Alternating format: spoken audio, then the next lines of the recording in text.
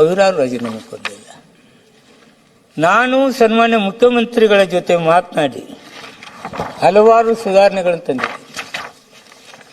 ನನ್ನ ಪಾತ್ರ ಯಾವುದರಲ್ಲಿನೂ ಇಲ್ಲ. ಹಾಗಿದ್ರೆ ಹಿಂದಿನ ಎಲ್ಲ ಮಂತ್ರಿಗಳು ರಾಜೀನಾಮೆ ಯಾಕೆ ಕೊಟ್ಟಿಲ್ಲ?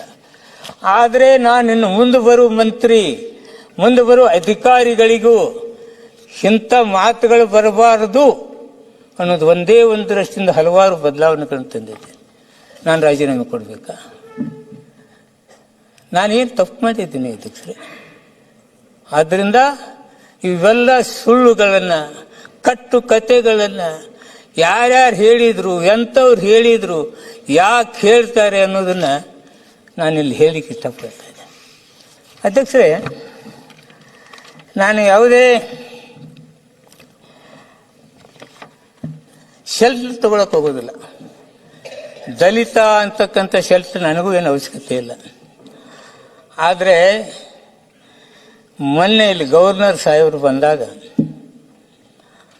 ಅವರು ರಾಷ್ಟ್ರಗೀತೆಯನ್ನು ಕೇಳಾರದೆ ಹೋದ್ರು ಅಂತೇಳಿ ನಮ್ಮವ್ರು ಕೇಳಿದರೆ, ಗವರ್ನರ್ ದಲಿತರಿದ್ದಾರೆ, ನೀವು ದಲಿತರ ವಿರೋಧಿಗಳು ಅಂದಾಗ ನಾ ಮಾತು ಹೇಳಿದ್ದೆ, ನಾನು ಒಬ್ಬ ದಲಿತ ಇದ್ದೀನಿಪ್ಪ ಅಂತೇಳಿ. ಅಧ್ಯಕ್ಷರೇ, CL ಶಿವನ್ ಯಾರ್ಯಾರು ಯಾವಾಗಿತ್ತು ಕೊಟ್ಟಿದ್ವಿ? BJP ಸರ್ಕಾರ ಇದ್ದಾಗ 1314, ನಾನು 1198. ಅವ್ರ ಸರ್ಕಾರದಾಗ 6000 ಕೋಟಿ, 9000 ಕೋಟಿ, 10,000 ಕೋಟಿ ಅನ್ನಲಿಲ್ಲ. ನಾ ಅವ್ರಿಗಿಂತ ಕಡಿಮೆ ಕೊಟ್ಟಿನಲ್ಲ. ಕೇಳಿ ಯಾಕೆ ಇದೆಲ್ಲ? ಯಾವುದೇ ವ್ಯಕ್ತಿ ಮೇಲೆ ಅವ್ರ ತೇಜೋವಧಿ ಮಾಡಬೇಕಾದ್ರೆ, ಅವ್ರ ಬಗ್ಗೆ ಕೆಟ್ಟದಾಗಿ ಮಾತಾಡಬೇಕಾದ್ರೆ ಏನಾದರೂ ಒಂದು ಆಧಾರ ಬೇಕು, ಸಾಕ್ಷಿ ಬೇಕು. ಇಂಥ ಆಧಾರ ಸಾಕ್ಷಿ ರಹಿತವಾದ ಮಾತುಗಳು ನಿಮ್ಮ ಸಮಯದಲ್ಲಿ 8 ಟ್ರ್ಯಾಪ್ ಆಗಿದ್ವಲ್ಲ, ಲೋಕಾಯುಕ್ತದ್ದು, ನಮ್ದೀಗ ಒಂದಾಗಿದೆ.